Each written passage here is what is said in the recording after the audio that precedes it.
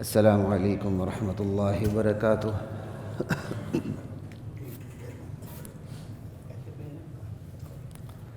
بسم اللہ والحمد للہ والصلاة والسلام علی رسول اللہ، اما بعد فاعوذ باللہ من الشیطان الرجیم، بسم اللہ الرحمن الرحیم۔ ادع الی سبیل ربک بالحکمہ والموعظۃ الحسنہ وجادلہم باللتی ہی احسن۔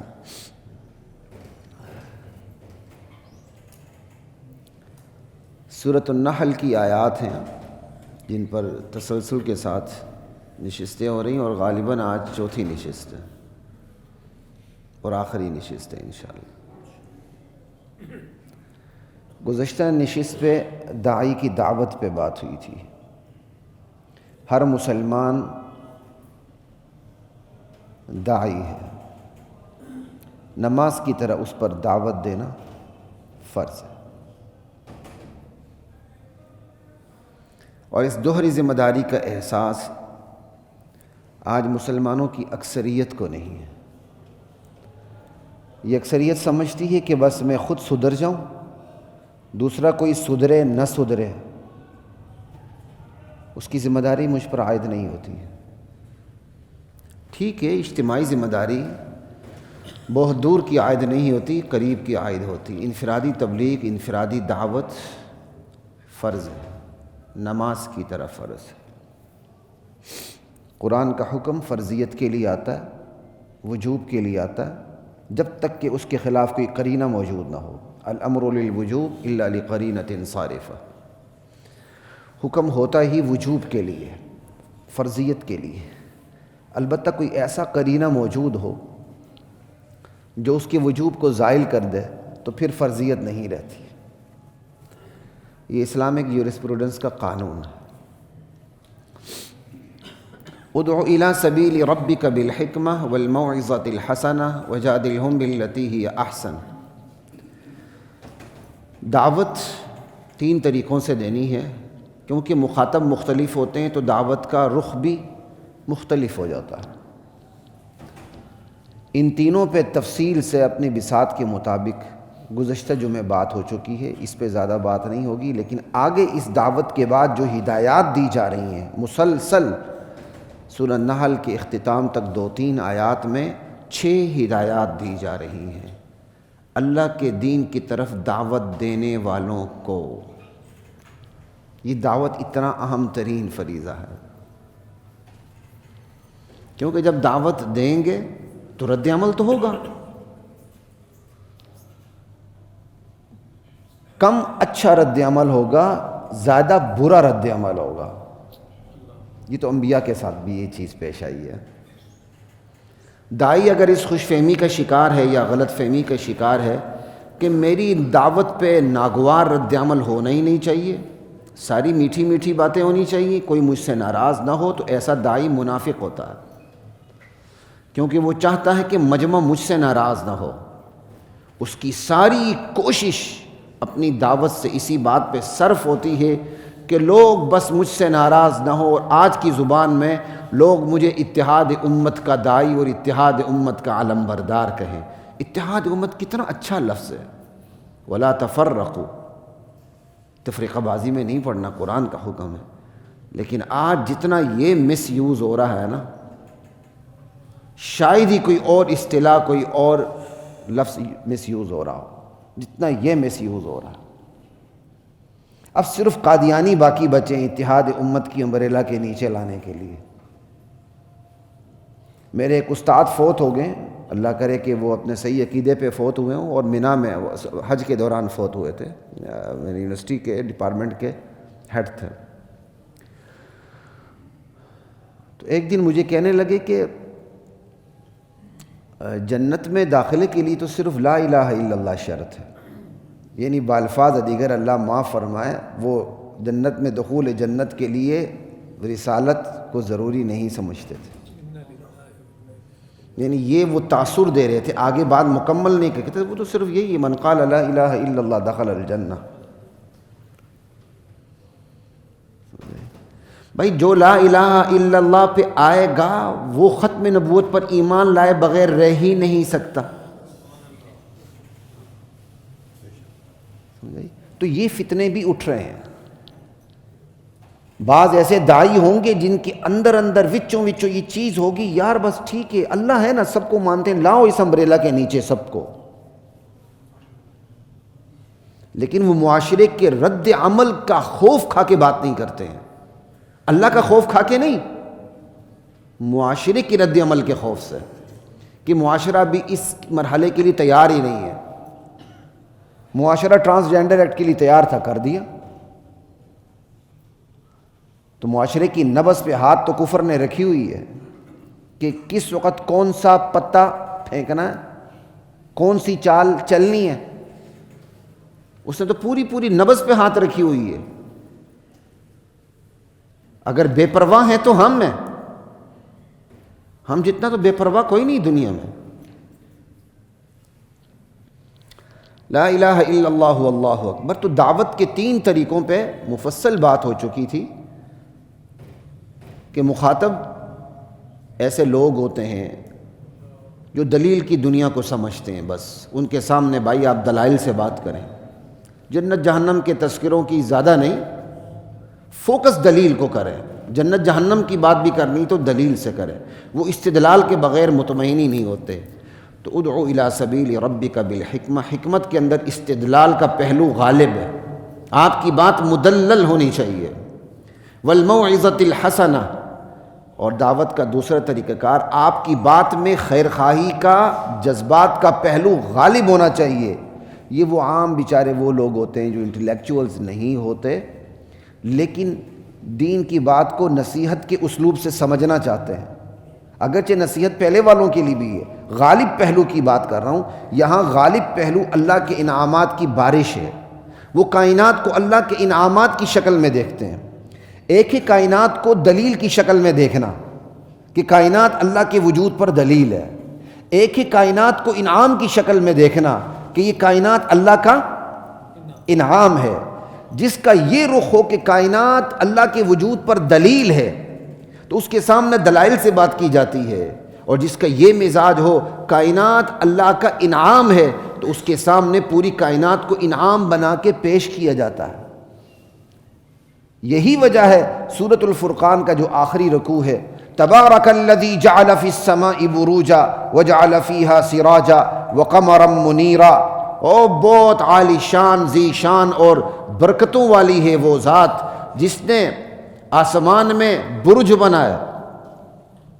وجعل فیہا سراجا، اس میں ایک چمکتا چراغ سورج کی شکل میں رکھ دیا. وقمرا منیرا، ایک نورانی چاند بھی رکھ دیا. وہو الذی جعل اللیل والنہار خلفہ، وہی تو اللہ ہے جس نے دن رات کو ایک دوسرے کے پیچھے آنے جانے والا بنا دیا. یہ سارا نظام کس کے لیے ہے؟ لمن اراد ان یذکر، اس کے لیے جو نصیحت لینا چاہے، جو نصیحت لینا چاہے اس کے لیے، جو سبق لینا چاہے اس کے لیے کائنات دلیل ہے. او اراد شکورا، یہ ساری کائنات کس کے لیے؟ جو شکر گزار بننا چاہے. جو شکر گزار بننا چاہے تو یہ آفتاب و ماہتاب، یہ ستارے، یہ برج، یہ چاند ستارے اس کے لیے انعامات ہیں. تو یہی حکمت، نصیحت. حکمت میں استدلال کا پہلو غالب ہے. حکمت نصیحت سے خالی نہیں ہوتی، نصیحت حکمت سے خالی نہیں ہوتی، یہ آپس میں مکس ہوتے ہیں سارے.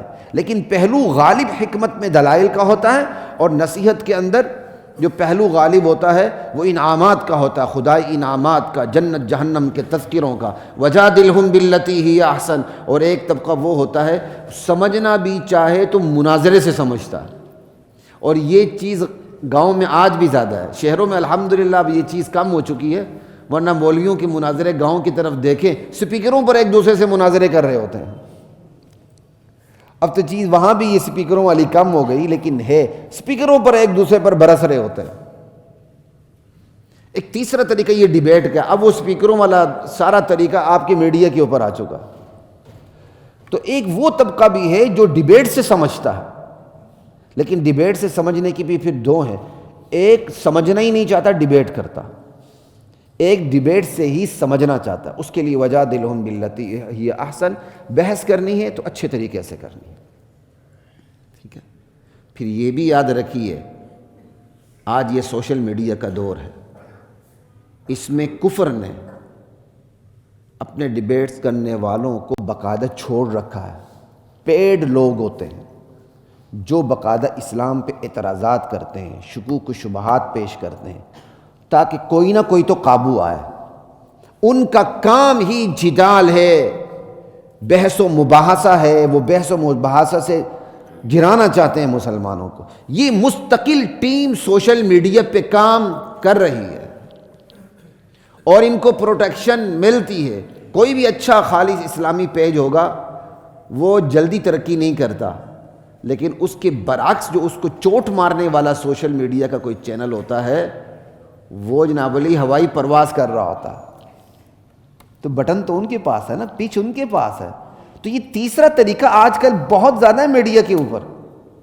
خیر اس پہ تو میں کافی دیر سے بات کر چکا تھا، زیادہ بات نہیں کروں گا، جو آگے جانا چاہتا ہوں۔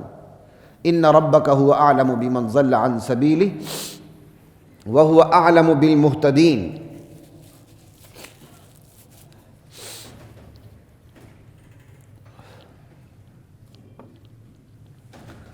ہم نے محنت کرنی، دعوت کے تمام طریقوں کو اپنانا ہے، لیکن جبراً ہدایت دینا ہمارا کام نہیں۔ اللہ جانتا ہے کون ہدایت پر ہے، کون ضلالت پر ہے، اپنے علم کے مطابق اللہ نے سلوک کرنا ہے۔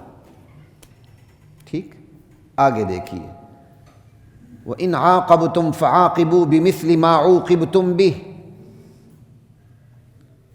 ایک مرحلہ یہ بھی آ جاتا ہے کہ دعوت دینے والوں کو ستایا جاتا ہے، ان کا جانی نقصان ہوتا ہے، ان کا جسمانی نقصان ہوتا ہے، ان کا مالی نقصان ہوتا ہے، ان پر الزامات دھرے جاتے ہیں۔ اللہ تعالیٰ نے ان تمام پہلوؤں کو پیش نظر رکھ کر یہ آخری آیات سامنے رکھی ہیں۔ یہ ہے آج کی اس نشست کا جو فوکس موضوع ہے۔ دعوت دیں گے، یہ نہیں کہ پھولوں کے ہار پہنائے جائیں گے آپ کو، ایسے مرحلے بھی آئیں گے کہ لوگ آپ کے جوتے بھی سیدھے کریں گے۔ دعوت جوتے سیدھے کروانے کے لیے نہیں دی جاتی۔ وہ مرحلہ آ جاتا ہے جب بندہ دیکھتا ہے کہ یار یہ اپنا خون پسینہ ایک کر رہا ہے، تو لوگ اپنے سر پہ بٹھاتے ہیں۔ تاریخ کی عظمت اللہ کے نبی کے ساتھ وابستہ نہیں ہو گئی، کس بات پہ ہوئی؟ اسی بنیاد پہ ہوئی۔ ٹھیک ہے، اب آگے یہ وَإِنْ عَاقَبْتُمْ فَعَاقِبُوا بِمِثْلِ مَا عُوقِبْتُمْ بِهِ۔ دعوت کا میدان ہے، لوگ تمہیں ستاتے ہیں، لیکن ایک مرحلہ ایسا آ گیا کہ اب تم بدلہ لے سکتے ہو، اب تمہارا پلہ بھاری ہو گیا۔ تو اگر تم بدلہ لینا چاہو، رعایت اور اجازت ہے بدلہ لینے کی، لیکن اتنا ہی بدلہ جتنا تمہارے ساتھ ہوا ہے اس سے زیادہ نہیں۔ کتنا قرآن انصاف کی بات کرتا ہے۔ اتنا ہی جتنا تمہیں ستایا گیا، جتنی تم پر سختی کی گئی، بِمِثْلِ مَا عُوقِبْتُمْ بِهِ، اس سے آگے نہیں بڑھنا۔ یہ رعایت اور اجازت اللہ تعالیٰ نے دے دی۔ وَلَئِن صَبَرْتُمْ، اور اگر تم نے صبر سے کام لیا، بدلہ نہیں لیا، تو یہ صبر کرنے والوں کے لیے زیادہ بہتر ہے۔ اجازت دے دی لیکن بتا دیا بدلہ نہ لو، صبر کرو، یہ زیادہ بہتر ہے۔ تمہارے صبر کا اثر تمہارے مخاطبین پہ پڑے گا، وہ تمہاری دعوت کو قبول کر لیں گے۔ لیکن چونکہ انسان کی فطرت ہے، نفسیات ہے، جوابی رد عمل انسان کی نفسیات ہے، اللہ انسان کی جو طبی نفسیات ہوتی اس کو نظر انداز کبھی نہیں کرتا۔ کیا دنیا سے محبت انسان کی نفسیات نہیں ہے؟ لیکن دنیا سے اتنی محبت جو دین سے نہ روکے اس کی اجازت ہے۔ اللہ تعالیٰ نے اس نیچرل محبت سے نہیں روکا، وہ محبت دنیا سے جو دین سے روکے اس سے روکا، بس۔ ٹھیک، اب جوابی رد عمل، جوابی نفسیات، یہ انسان کی نیچر میں داخل ہے۔ اللہ نے انسان کی اس نیچر کا خیال رکھتے ہوئے جو خود اللہ تعالیٰ نے نیچر بنائی ہے، کہا بدلہ لے سکتے ہو، رعایت دی گئی، لیکن اتنا ہی جتنا تمہارے ساتھ ظلم ہوا ہے، اس سے زیادہ نہیں۔ لیکن ساتھ یہ بھی بتا دیا بدلہ نہ لو دعوت کے میدان میں، صبر سے کام لو، تو یہ صبر کرنے والوں کے لیے زیادہ بہتر ہے۔ اس بہتری کی وجوہات دونوں طرف ہیں۔ صبر کرنے والوں کی طرف بہتری دیکھی جائے تو یہ ہے کہ بدلہ کتنا لینا ہے. اگر بندہ آگے بڑھ گیا تو ظلم ہو گیا، بجائے لینے کے دینے پڑ گئے. سمجھے؟ یہ تو ظلم ہو گیا. تو یہ صبر کرنے والوں کے حوالے سے دیکھیں تو اس حوالے سے یہ صبر بہتر ہے. اور مخاطبین کے حوالے سے دیکھیں کہ اگر آپ نے مخاطبین نے جو ستایا ہے مالی حوالے سے، جانی حوالے سے، زبانی حوالے سے، الزامات دھر کے آپ اس پہ صبر کرتے ہیں تو 10 مخاطب ہوں گے تو 2 تو متاثر ہو جائیں گے آپ کے صبر سے. یہ آپ کی صبر بھی دعوت بن جائے گی. اس لیے کہا وَلَئِن صَبَرْتُمْ لَهُوَ خَيْرٌ لِّلصَّابِرِينَ. ہاں بدلہ ہے، بدلہ مالی ہو تو مالی بھی لیا جا سکتا ہے، جسمانی ہو جسمانی لیا جا سکتا ہے، جانی ہو جانی لیا جا سکتا ہے، زبانی ہو زبانی لیا جا سکتا ہے. دعوت دے رہے ہیں، کسی نے آپ کا جانی نقصان کر دیا. ایسا ہوا ہے چند سال پہلے، گستاخ رسول کا فتویٰ لگا کے تبلیغ جماعت کے بندوں کو مسجد کے اندر رات ذبح کیا گیا. بس اللہ بچائے جی. جب ہم نے اس قانون کو خود ہی مس یوز کرنا ہے تو پھر کل گلہ کیا ہوگا جب پارلیمنٹ اس کو سائڈ پہ کرنے کی کوشش کرے گی. کوششیں تو ہوتی ہیں نا. تبلیغ جماعت کے 1 سے زائد افراد ایک دو چند سال پہلے جب یہ تحریک عروج پر تھی تو اس میں باقاعدہ کچھ دیوانوں نے جا کے مسجد میں گھس کر تبلیغ جماعت کے ساتھیوں کو ذبح کیا تھا. تو وہ لوگ تو بولتے ہی نہیں ہے نا، بس ٹھیک ہے، نہ وہ مقدمہ لڑتے ہیں نہ وہ بولتے ہیں، سائڈ پہ ہو گئے. تو اس طرح مسئلہ دب گیا، وگرنہ پنجاب میں تو آگ لگ جاتی. شہروں میں تو پھر بھی شعور ہے، آپ سائڈوں پہ جائیں. ایک دفعہ میں ننکانے کی طرف گیا تو وہاں ساتھی تھے تو کہتی ہوٹل پہ کھانا کھاتے ہیں. گئے تو وہاں تمام مسالک کے نام لکھے ہوئے تھے. یہاں گستاخ رسول، وہابی، فلاں فلاں، ان کا اس ہوٹل میں داخلہ ممنوع ہے.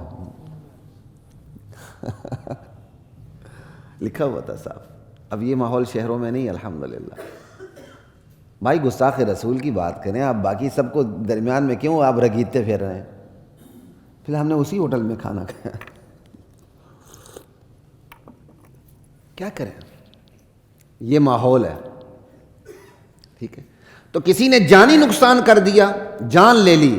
شریعت نے اجازت دی ہے ورثاء کو کہ وہ جان کے بدلے میں جان لے لیں ریاستی نظام کے تحت. یہ نہیں کہ خود ہی اٹھیں. ریاست بنی کیوں ہے؟ ہاں ریاستی نظام اتنا سست ہے کہ وہ 50 سال میں بھی کوئی فیصلہ نہیں ہوتا تو کوئی بات نہیں، صبر سے کام لے. اللہ آخرت تو رکھی اس لیے گئی، اللہ نے دنیا کے ساتھ آخرت کو نتھی اس لیے کیا ہے کہ یہاں جو محرومی ہوگی وہاں کوئی محرومی رہنے اللہ نہیں دیں گے. ٹھیک ہے، ایک تو یہ بات ہوگی. اور جانی نقصان کے علاوہ جسمانی نقصان، کہ جان تو بچ گئی، جسمانی نقصان ہو گیا. آنکھ پھوڑ دی تو آنکھ کے بدلے میں آنکھ پھوڑی جائے گی. ناک کاٹ دیا، ناک کے بدلے میں ناک کاٹا جائے گا. اور اگر کوئی ایسی چوٹ ماری کہ اب اس چوٹ کے مقابلے میں چوٹ نہیں لگائی جا سکتی، دشوار ہے. مثال کے طور پر سر کا کوئی ایسا زخم ہے کہ آپ اتنا زخم بدلے میں لگا لیں تو اس کی موت واقع ہو سکتی ہے، تو وہاں پھر چوٹ کے بدلے میں چوٹ نہیں لگائی جائے گی بلکہ مالی ہرجانہ عائد کیا جائے گا، جس کو دیت کہتے ہیں اسلام میں. وہ اس چوٹ کی دیت آ جائے گی. ٹھیک، یہ کچھ چونکہ 1-2 قانونی پوائنٹس سے تو میں نے آپ کو ویسے بتا دی اسی وہی عاقبتم کے ضمن میں. اور اب ایک زبانی ہے، اگلا آپ پر الزامات دھرتا ہے، ہاں آپ کی حد کی عزت کرتا ہے، آپ کی حیثیت عرفی کو چیلنج کر دیتا. آپ اس کی حیثیت عرفی کو چیلنج نہیں کر سکتے، آپ اس پر الزامات کی بارش نہیں کر سکتے. ہاں سخت کلامی سے پیش آئے تو سخت کلامی کی جا سکتی ہے، اتنی اجازت ہے، اصولاً رعایت ہے. لیکن اس سخت کلامی میں اس نے بہتان لگایا تو آپ بہتان لگائیں، یہ اجازت نہیں. اس نے گالی دی آپ گالی دیں، یہ اجازت نہیں. سخت کلامی کے مقابلے میں سخت کلامی کی اجازت ہے. اس نے آواز اونچی کر دی، آپ بھی آواز اونچی کر دیں، کوئی فرق نہیں پڑتا. لیکن گالی دینا، بہتان لگانا، الزام تراشی کرنا، اس کی اجازت نہیں ہے. دعوت کے میدان میں یہ چیزیں آتی ہیں. ٹھیک ہے، اب وَلَئِن صَبَرْتُمْ لَهُوَ خَيْرٌ لِّلصَّابِرِينَ. ٹھیک ہے، اگر تم نے صبر کیا تو یہ صبر کرنے والوں کے لیے بہتر ہے. اب یہاں سے وہ 6 مسلسل ہدایات شروع ہو رہی ہیں اسی کے ساتھ، جو دعوت دینے والوں کو اللہ دے رہے ہیں کہ بدلے کی بجائے تم صبر کرو تو بہتر ہے. وَاصْبِرْ، تم نے صبر کرنا. اب چلیں زیادہ موقع نہیں، اشارہ کر دیتا ہوں. یہ وَاصْبِرْ کا براہ راست حکم اللہ کے نبی کو ہے صلی اللہ علیہ وسلم، آپ کے واسطے سے پوری امت کو ہے. علماء نے یہاں یہ کلام بھی کیا ہے، اپنی ذات کی بنیاد پر بدلہ لینے کی اجازت اللہ کے نبی کو نہیں تھی اس آیت سے، کیونکہ یہ انڈیویجولی آرڈر دیا جا رہا ہے وَاصْبِرْ، ایک کے لیے. پیچھے صبر سے پہلے وَإِنْ عَاقَبْتُمْ پلورل لفظ، تم سب بدلہ لے سکتے ہو لیکن تم بھی صبر کرو تو بہتر ہے. آگے پھر کا صبر تم نے کرنا ہے، تو یہ ایک بندے کے لیے خطاب ہے. اس لیے بہت سے مفسرین اس طرف گئے ہیں اللہ کے نبی کو اپنی ذاتی ایذا پہ صبر کرنا واجب تھا، اس لیے وہ لوگ دلیل ہی نہیں پکڑ سکتے کہ حضور نے اپنی توہین کا بدلہ کیوں نہیں لیا. حضور نے اپنی ذاتی توہین کا بدلہ اس لیے نہیں لیا کہ حضور کو اجازت نہیں تھی. حضور کی کوئی توہین کرے گا ہم بدلہ ضرور لیں گے اس سے. بات سمجھ آ رہی؟ اتنی بات کافی ہے، ہم بدلہ ضرور لیں گے، یہ چیز برداشت نہیں ہوگی. اور پھر جو آج کی توہین ہے وہ پوری پلاننگ کے تحت ہے، وہ کوئی انڈیویجول بندہ نہیں کر رہا، پوری ٹیم کرتی ہے اور ایک بندے کو آگے کر دیتے ہیں. یہ الگ موضوع ہے، اس کی تو کہیں بھی اجازت نہیں ہے. اور پھر نبی علیہ السلام کی جنہوں نے باقاعدہ توہین کی تھی، فتح مکہ میں تمام کو معافی ملی تھی، لیکن انہوں نے اپنے شعر و شاعری میں جو توہین کی تھی اللہ کے نبی نے انہیں معاف نہیں کیا. انہیں فتح مکہ کے موقع پر بھی کعبے کے غلاف سے بھی چمڑے ہوئے تھے، انہوں نے قتل کر دیا گیا. ایک الگ بحث ہے، میں اس پہ زیادہ نہیں جاتا، چونکہ مفسرین کا ایک قول یہ بھی تھا کہ آپ اپنی زندگی میں آپ نے بدلہ نہیں لیا. تو وہ میں نے ایک آپ کے سامنے بات ذکر کر دی کہ جو توہین رسالت کے جرم کے بدلے میں وہ قتل کی سزا کے مخالف ہیں، وہ یہ دلیل نہیں پکڑ سکتے کیونکہ یہ دلیل خود ان کے خلاف جاتی ہے. اس لیے میں نے اس حوالے سے تھوڑی سی بات ذکر کر دی. تو پہلی ہدایت تو یہ کہ دعوت دینی ہے تو مشکلات تو آئیں گی، مصائب تو آئیں گے، بہت سی چیزیں آپ کو جھیلنی پڑیں گی، تو بدلہ لے سکتے ہو لیکن صبر کرنا. وَاصْبِرْ، پہلی ہدایت صبر کی تلقین ہے. لیکن آگے یہ بھی کہا دوسری ہدایت وَمَا صَبْرُكَ إِلَّا بِاللَّهِ، تمہیں صبر حاصل ہی نہیں ہو سکتا جب تک تمہارا تعلق اللہ سے استوار نہ ہو. کتنی بڑی بات ہے، جب تک تعلق باللہ نہ ہو، تعلق مع اللہ نہ ہو، تمہیں صبر آ ہی نہیں سکتا. یہاں بھی انسانی نفسیات ڈسکس ہو رہی ہے. ایک بندے پر ظلم ہوا، اس کی نظر صرف اس ظلم پہ گئی اور اس ظالم پہ گئی، اللہ پہ نہیں گئی. وہ صبر کر ہی نہیں سکتا، مجبور ہے تو خاموش رہے گا، موقع ملے گا تو بچھاڑ دے گا. ٹھیک ہے نا جی؟ موقع ملے گا تو میں خیال آپ نے رات آرام نہیں کیا، میں کہا کہیں آپ کی وجہ سے میں نہ سو جاؤں. اچھا، لا الہ الا اللہ، یہ دونوں حضرات میرے لیے بیٹھے ہیں. لا الہ الا اللہ، دائیں بائیں بیٹھے ہیں نا. اللہ اکبر. اچھا، تو کس پہ بات ہو رہی تھی؟ وَمَا صَبْرُكَ إِلَّا بِاللَّهِ. وہ شخص جس پر ظلم ہوا ہے، مظلوم، اگر اس کی نظر صرف ظلم پر اور ظالم پر، اسے صبر آ ہی نہیں سکتا.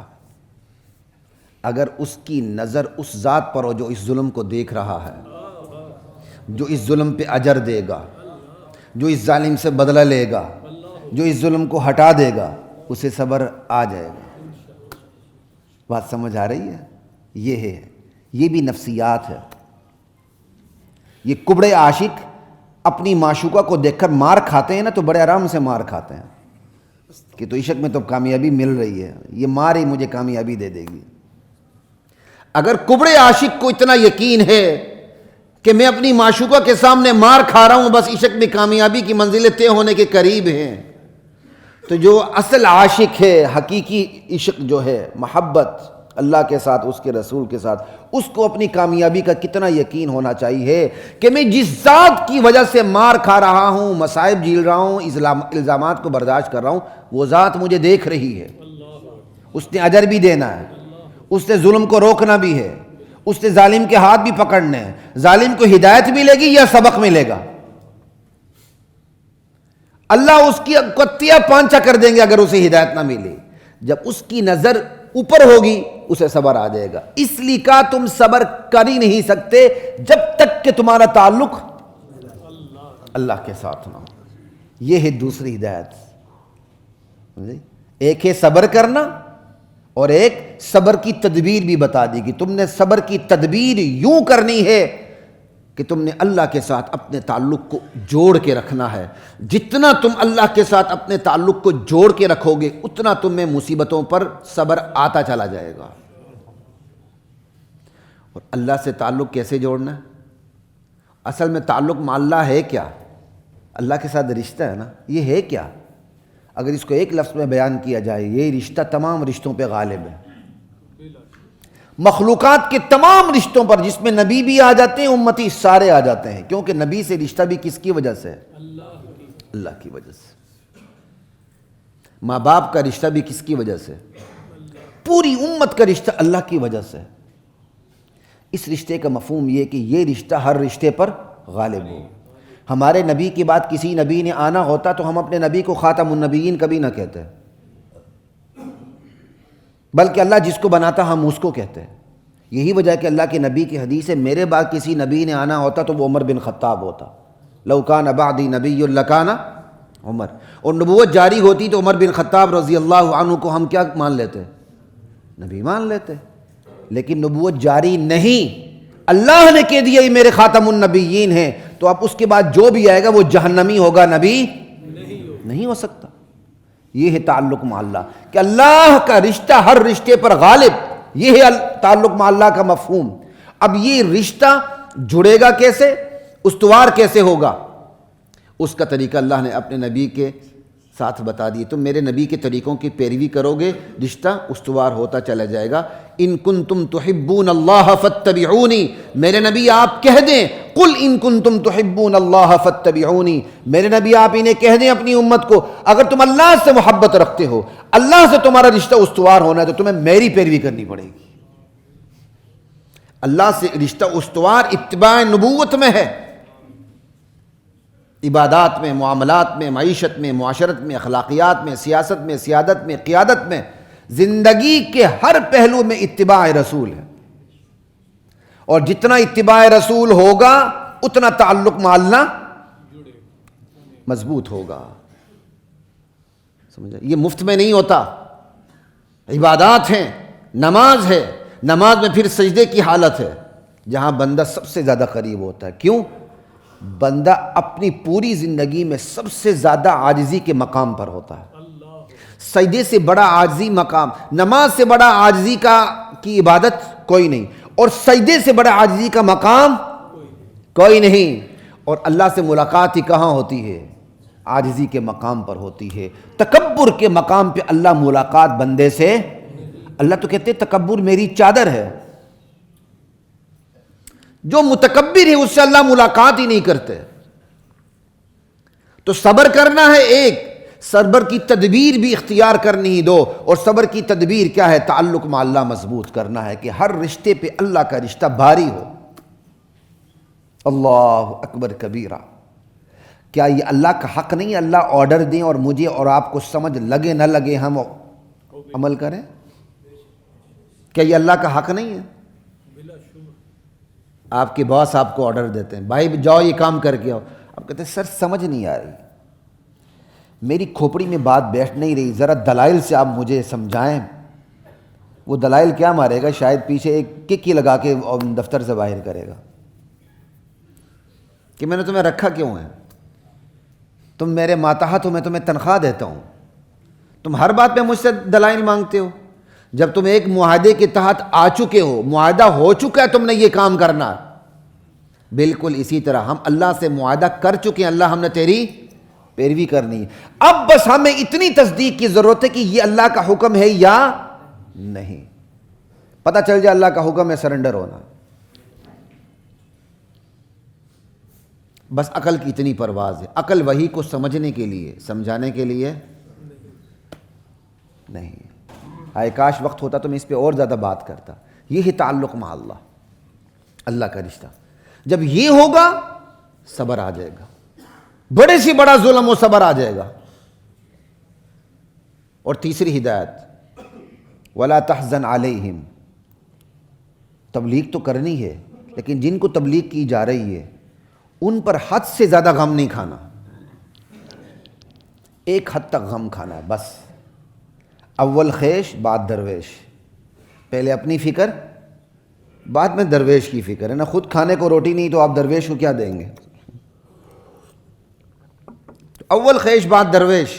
پہلے اپنی فکر بعد میں معاشرے کی فکر. پہلے اپنی اصلاح پہلے اپنی اصلاح بعد میں معاشرے کی اصلاح.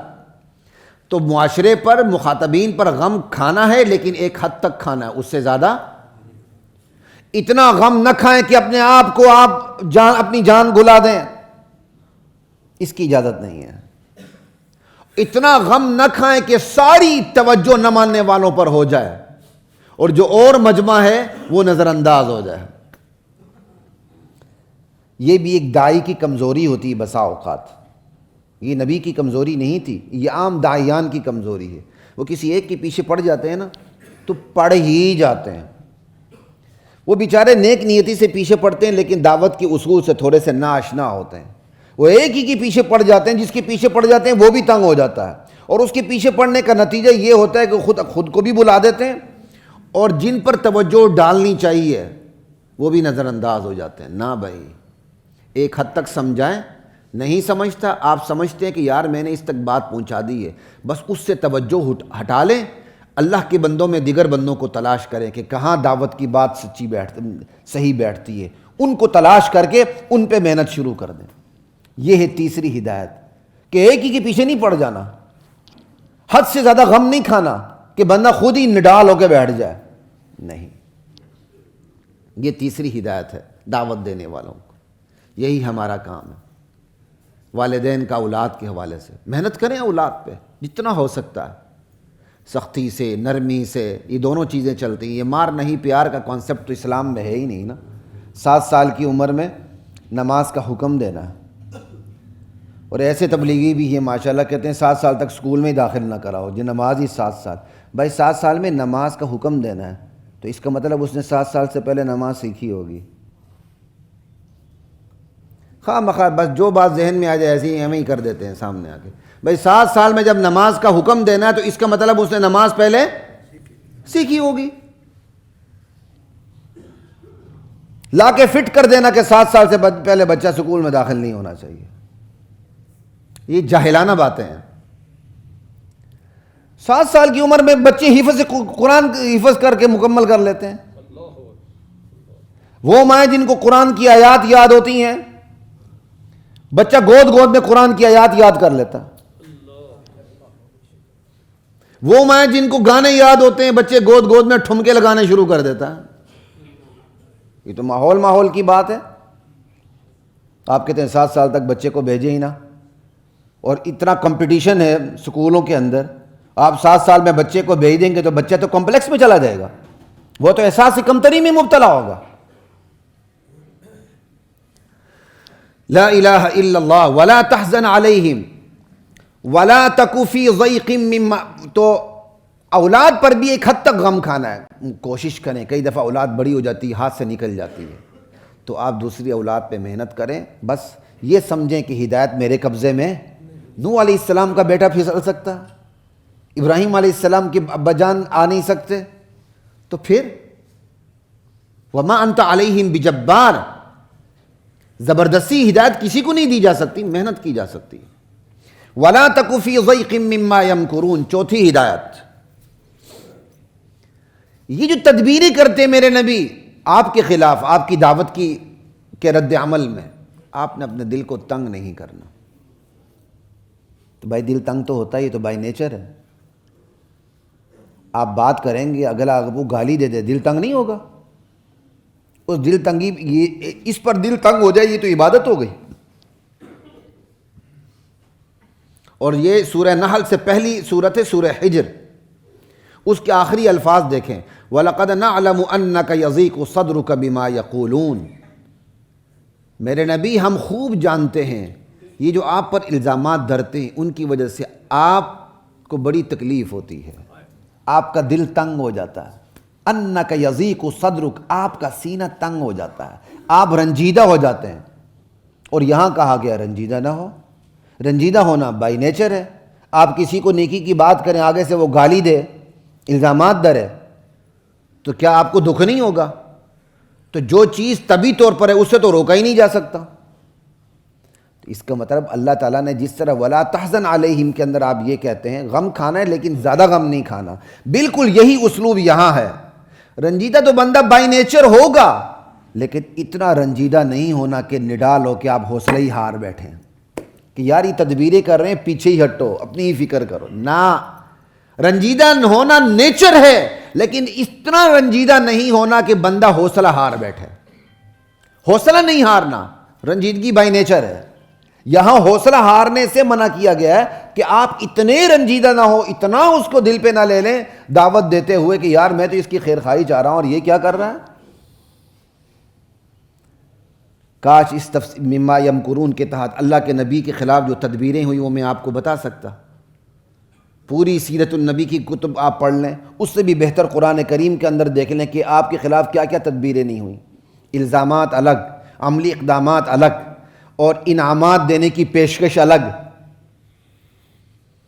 سورہ صاد کو دیکھ لیں، کہتے ہیں وَعَجِبُوا أَن جَاءَهُم مُنذِرٌ مِّنْهُمْ فَقَالَ الْكَافِرُونَ هَذَا شَيْءٌ عُجَابٌ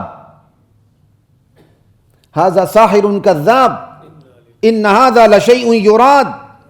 آپ کو ساحر کہا گیا، کذاب کہا گیا۔ کذاب چھوٹے کو نہیں کہتے، بہت بڑے جھوٹے کو کہتے ہیں۔ یہ جادوگر ہے، یہ کذاب ہے، یہ شاعر ہے، یہ ساحر ہے، یہ کاہن ہے، یہ سب قرآن کریم کے اندر ہے۔ یہ دیوانہ ہے، یہ مجنون ہے، یہ اپنی طرف سے گڑتا ہے۔ الزامات کی بارش، الزامات کا طوفان۔ اور یہاں تک کہا گیا ان ھذا لشیء یراد، یہ جو دعوت دیتا پھرتا ہے نا کہ اللہ کی طرف متوجہ ہو جاؤ، اس میں اس کی اپنی غرض چھپی ہوئی ہے کہ یہ قیادت ہاتھ میں لینا چاہتا ہے، یہ سردار بننا چاہتا ہے، یہ قوم کی قیادت اپنے ہاتھ میں لینا چاہتا ہے، اس لیے یہ باتیں کرتا ہے۔ ایمانداری سے بتائیں، یہی باتیں آج کل ہوتی ہی نہیں کہ اللہ کے داعیوں کے خلاف ہوتی ہیں بہت زیادہ۔ وہ الزامات کی بارش جو نبی پر ہوئی آج بھی ہو رہی ہے لوگوں پہ، اللہ کے نبی کے، اللہ کے داعی، اللہ کی طرف بلانے والوں پہ۔ اور جو اللہ کے داعیوں کو بے چین کرے گا وہ لکھ لے اپنے سینے پر، اللہ ان کو بے چین کر کے رہے گا۔ یہ ہو نہیں سکتا کہ اللہ تعالیٰ کی طرف بلانے والوں کو اللہ بے یار و مددگار چھوڑے۔ یہ لکھ لے اپنے سینے پر، اللہ کی طرف بلانے والوں کو جو بے چین کرے گا اللہ اس کو بے چین کر کے رہیں گے۔ یہ سنت اللہ ہے، یہ عادت اللہ ہے، یہ اللہ کا قانون ہے۔ لا الہ الا اللہ واللہ اکبر۔ الزامات ایک طرف، عملی اقدامات آپ کے خلاف ایک طرف۔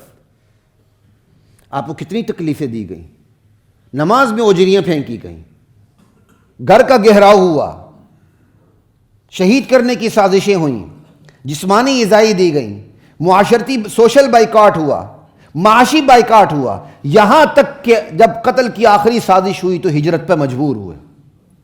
یہ سارے عملی اقدامات، اور پھر اس سے پہلے انعامات بھی۔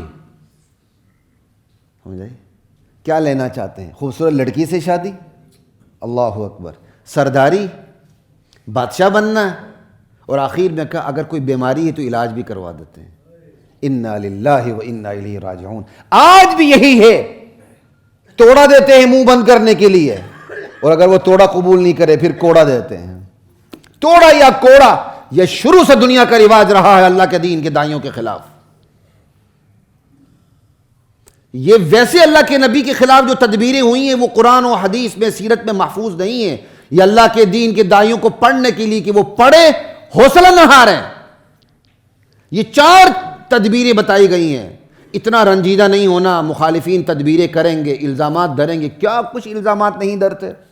یہاں تک اللہ کے نبی کے بارے میں کہا گیا اس یتیم نے ہی نبی بننا تھا، اگر کسی نبی نے بننا تھا، کسی پر قرآن اترنا تھا، تو طائف اور مکے کی وادی میں سے جو بہت بڑا مالدار اور ریاست سیاست کا مالک ہو، وہ کیوں نہیں نبی بنا؟ لولا نزل هذا القرآن على رجل من القريتين عظیم۔ اللہ جواب میں کہتے اہم یقسمون رحمت ربک، اچھا پروردگار کی رحمت کو تقسیم کرنے کے لیے یہ بیٹھے ہوئے ہیں، یہ بتائیں گے ہمیں کہ ہم نے کس کو نبی بنانا ہے، کس کو نبی نہیں بنانا۔ لا الہ الا اللہ اللہ اکبر۔ اور پانچویں ہدایت، ان اللہ مع الذین اتقوا، لوگوں یاد رکھنا اللہ کی فیور، اللہ کی حمایت، اللہ کی ہمراہی اسے نصیب ہوتی ہے جس کے اندر تقوی ہوتا ہے۔ یہ اللہ کے دین کی طرف بلانے والوں کو بہت بڑی ہدایت ہے۔ جب یہ میں پڑھتا ہوں تو خود شرمندہ ہو جاتا ہوں کہ میرے اندر تو تقوی ہی نہیں ہو۔ اللہ نے موقع دیا کہ میں آپ کے سامنے بات کرتا ہوں، لیکن تقوی نہیں ہے۔ اور اللہ کے دین کے داعیوں کو جو ہدایات ہیں، یہ پانچویں ہدایت یہ ہے کہ تم اپنے اندر تقوی پیدا کرو۔ تمہارے اندر جتنا تقوی ہوگا تمہاری بات کے اندر اثر انگیزی اتنی بڑھ جائے گی۔ لیکن اثر انگیزی بڑھنے کا مطلب نہیں اگلا ضرور ہی مانے۔ نبی کی بات سے بڑھ کر اثر انگیزی کس کے اندر ہو سکتی تھی؟ نبی کی بات بھی نہیں مانیں گے۔ اس کا یہ مطلب نہیں تھا کہ نبی کی بات میں اثر نہیں تھا، نعوذ باللہ، یا تقوی نہیں تھا، کام پورا تھا، لیکن سامنے والے نہیں مانے، کیونکہ ماننے نہ ماننے کا سامنے والے کو اختیار اللہ نے دے رکھا ہے۔ نتیجہ پھر اللہ کے سپرد ہے، اللہ تعالیٰ نے پھر جنت جہنم کا نتیجہ سامنے رکھنا ہے۔ تو اللہ کے دین کی طرف بلانے والوں کو یہ صرف کام علماء کا نہیں، ہر امتی کا، یہ میں آپ کو بتا چکا ہوں۔ تقوی ان کے اندر ہونا چاہیے، ان کے اندر جتنا تقوی ہوگا اتنی ان کی بات اثر کرے گی۔ از دل خیزت بر دل ریزت۔ اور آج وہ ماحول آ چکا ہے کہ وہ دین کو بھی سوٹڈ بوٹڈ لوگوں سے سننا چاہتے ہیں لوگ۔ مجھے خود کہا گیا تھا 10-12 سال پہلے ایک جگہ، ایک چینل پہ جب جایا کرتا تھا، کہا ذرا آپ اپنا گیٹ اپ چینج کر لیں، آپ کو 100 چینل والے بلائیں گے، آپ کے پاس ٹائم ہی نہیں ہوگا۔ تو ایسے پیڈ اسکالرس تو پھر ان کا جو حشر ہوتا ہے وہ آپ کے سامنے ہی ہے۔ جو پیڈ ہوتے ہیں پھر ان کا حشر بھی بہت برا ہوتا ہے، اور ان کی موت بھی بہت بری ہوتی ہے۔ جن کو مصنوعی فالوورشپ ملتی ہے نا، فالوئنگ ملتی ہے، پھر ان کا حشر نشر بھی کچھ اور ہوتا ہے، کیونکہ وہ پپٹ ہوتے ہیں، وہ ٹیپ ریکارڈر ہوتے ہیں، ان کے منہ میں زبان اپنی ڈالی جاتی ہے۔ جب وہ ذرا ہٹتے ہیں تو پھر انجام بھی بہت برا ہوتا ہے۔ آج بھی اللہ کے دین کے دائیوں کے ساتھ یہ ہو رہا ہے۔ آج بھی بہت بڑی تعداد دین کی بات غیر متقی سے سننا چاہتی ہے۔ دین کی بات سننے ماشاءاللہ لڑکے لڑکیاں مرد عورت سب مکس ماحول، مخلوط ماحول، کو انوائرمنٹ ہے۔ ایک ٹکٹ میں 2 مزے ہیں، بیٹھے بھی ہوئے ہیں، دین بھی سن رہے ہیں ماشاءاللہ۔ آج ہم اس ماحول میں دین سننا چاہتے ہیں۔ انا للہ و انا الیہ راجعون۔ اس لیے صاف کہا گیا اللہ کے دین کی طرف بلانے والوں کو تم اپنے اندر تقوی بیدار کرو۔ اور والذین هم محسنون، چھٹی اور آخری ہدایت، اللہ کی فیور انہیں نصیب ہوتی ہے جو احسان سے کام لیتے ہیں، خیر خواہی سے کام لیتے ہیں۔ پہلی ہدایت کیا تھی؟ صبر کرنا۔ صبر کرنا احسان ہے، بدلہ لینا عدل ہے۔ احسان عدل سے اوپر کی چیز ہے، یعنی عدل کا پیک لیول احسان ہے۔ عدل کہتے ہیں فیتہ لے کر برابری کرنا،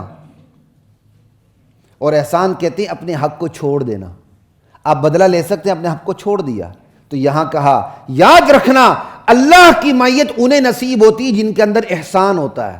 ہاں جن کے اندر عدل ہے انہیں بھی نصیب ہوتی ہے، لیکن ذکر احسان کا کر کے اللہ تعالیٰ نے پھر صبر کو فوقیت دے دی کہ تمہارے اندر جو احسان کا پہلو جتنا زیادہ ہوگا، تم اگلے کو جتنا زیادہ معاف کر سکو گے، اگلے کو جتنا نظر انداز کر سکو گے، اگلے کی تدبیروں پر صبر کر سکو گے، اتنی دعوت مؤثر ہوتی چلی جائے گی۔ یہ 6 ہدایات ہیں جو اللہ نے دین کی طرف بلانے والوں کو دی ہیں۔ اللہ مجھے اور آپ کو، ہم سب کو اس پر عمل کی توفیق عطا فرمائے۔ وآخر دعوانا الحمدللہ رب العالمین۔